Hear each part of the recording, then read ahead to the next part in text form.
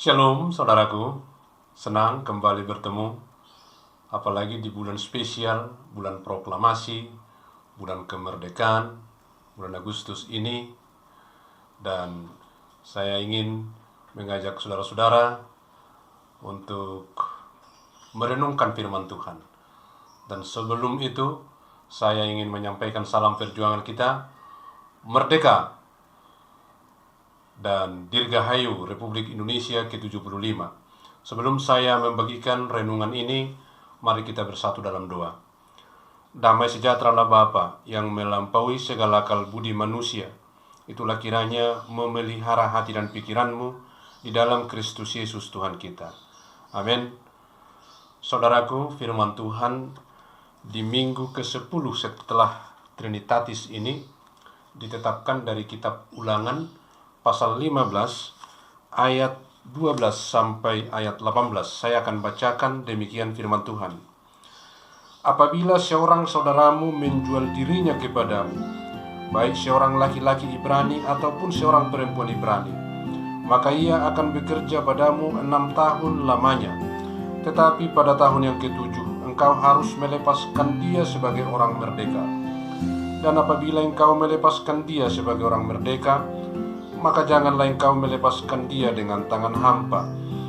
Engkau harus dengan limpahnya memberi bekal kepadanya dari kambing dombamu, dari tempat pengirikanmu, dan dari tempat pemerasanmu, sesuai dengan berkat yang diberikan kepadamu oleh Tuhan Allahmu, haruslah kau berikan kepadanya. Haruslah kau ingat bahwa engkau pun dahulu budak di tanah Mesir, dan engkau ditebus Tuhan Allahmu. Itulah sebabnya aku memberi perintah itu kepadamu pada hari ini.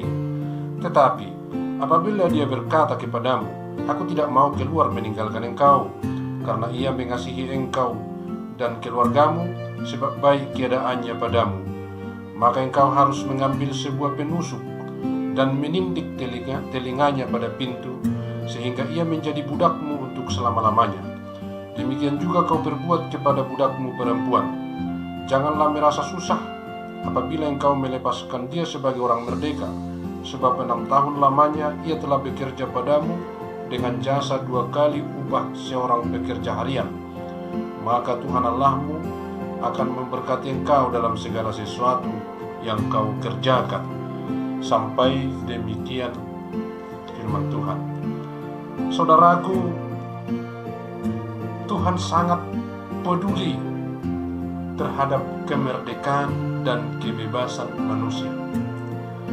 Dia tidak suka ada penindasan, ada penjajahan, ataupun perbudakan.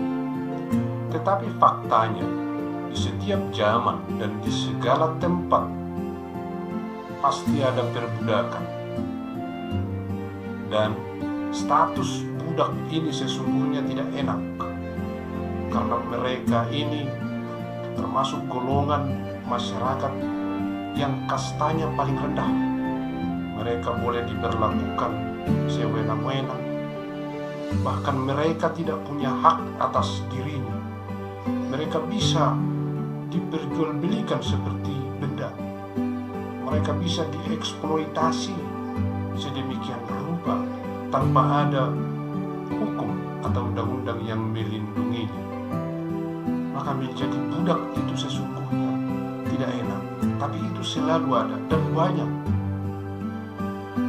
Saudaraku, seorang budak pasti tidak pernah bermimpi untuk menjadi merdeka dan bebas. Mereka paling mempunyai harapan kiranya tuan dan majikannya itu orang baik, peduli, dan berbelas kasihan kepada mereka. Hanya itu harapan seorang budak. Karena mereka tidak mungkin bisa membebaskan dirinya dari situ menjadi orang merdeka. Dan tidak ada orang lain yang mau berkorban untuk membebaskan budak. Itulah kehidupan mereka selamanya. Mereka berharap tuannya orang baik dan berbelas kasih terhadap mereka.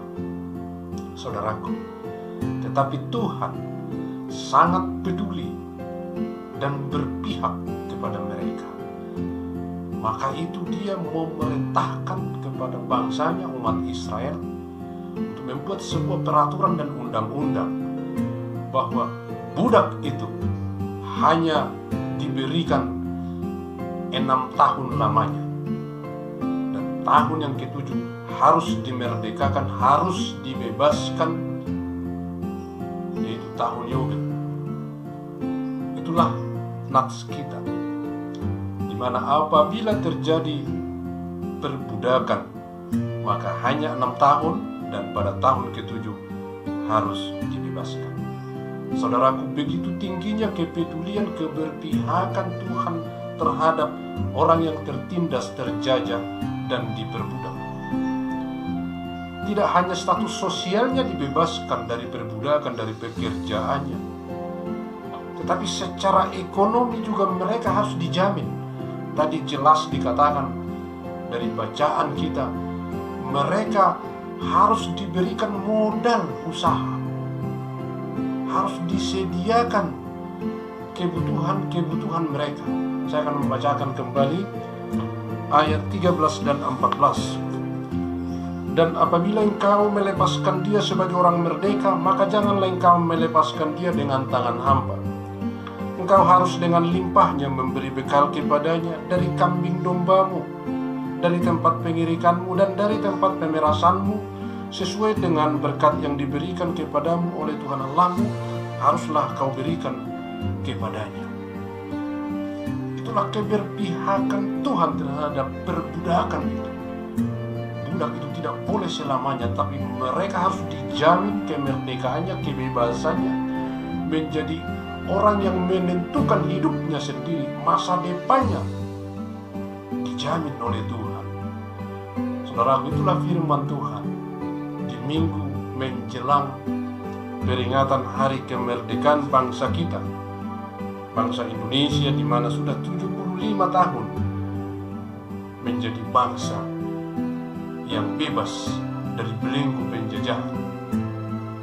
Saudaraku, kebebasan, kemerdekaan yang diperoleh seorang budak dalam nats kita tidaklah melalui revolusi berdarah, ataupun tidak diperoleh melalui pemberontakan sosial atau demonstrasi, tetapi itu merupakan bagian dari tindakan kasih. Tuhan sangat menginginkan bahwa tuan atau majikan mempunyai kasih yang dari Tuhan kepada para hamba budaknya, sehingga mereka bisa menjadi orang yang sama derajatnya, harganya, karena memang manusia tidak boleh dibedakan derajatnya oleh perbedaan status ekonomi, atau status pendidikan, atau status sosial, atau status keturunan. Karena ini keturunan raja, ini keturunan ningrat, maka mereka berbeda statusnya, berbeda nilainya, tidak. Sebab manusia itu adalah imago Dei, gambar Allah. Apapun pekerjaannya, apapun status sosialnya, dia adalah gambar Allah. Itulah yang mau ditekankan dalam bulan Agustus, bulan proklamasi, dan bulan kemerdekaan ini. Saudaraku yang berbahagia di dalam Kristus Yesus Tuhan kita, pesan dari nats ini sangat jelas bahwa kita yang sudah dimerdekakan, dibebaskan oleh Tuhan Yesus dari belenggu dosa, dari maut,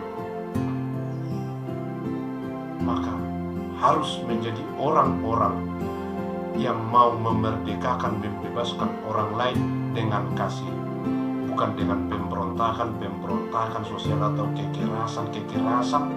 Itu Tuhan tidak izinkan, tapi dengan kasih, dengan kedamaian, maka kebebasan, kemerdekaan akan diperoleh semua orang di dalam kasih dari Tuhan. Itulah pesan utama. Saudaraku, apakah kita saat ini orang-orang yang sedang terbelenggu, orang-orang yang sedang menghadapi tekanan, orang-orang yang sedang menghadapi sakit penyakit, atau orang-orang yang terdampak dari pandemi COVID-19, atau orang-orang sebagai korban kebijakan elit-elit politik, atau orang-orang besar di lembaga kita, di instansi kita, di organisasi kita. Maka firman Tuhan hari ini mau memberi kepastian, jaminan, garansi bahwa Tuhan tidak selamanya mengizinkan ada itu. Penderitaan dan kesulitan itu tidak diizinkan Tuhan selamanya.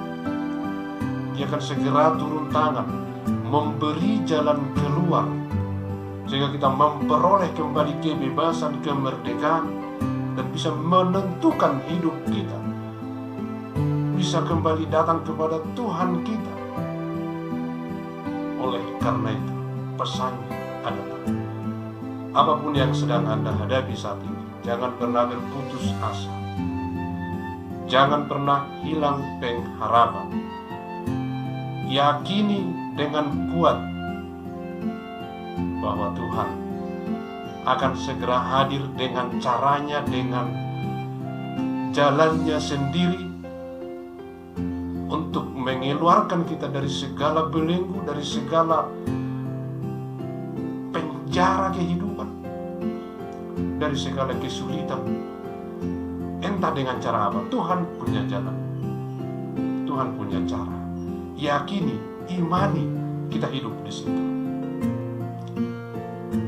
Saudaraku, kiranya di bulan kemerdekaan, di bulan proklamasi ini, kita semakin yakin bahwa Tuhan kita memang berperan membebaskan kita, memerdekakan kita, menjamin masa depan kita yang benar-benar penuh kasih, penuh sukacita.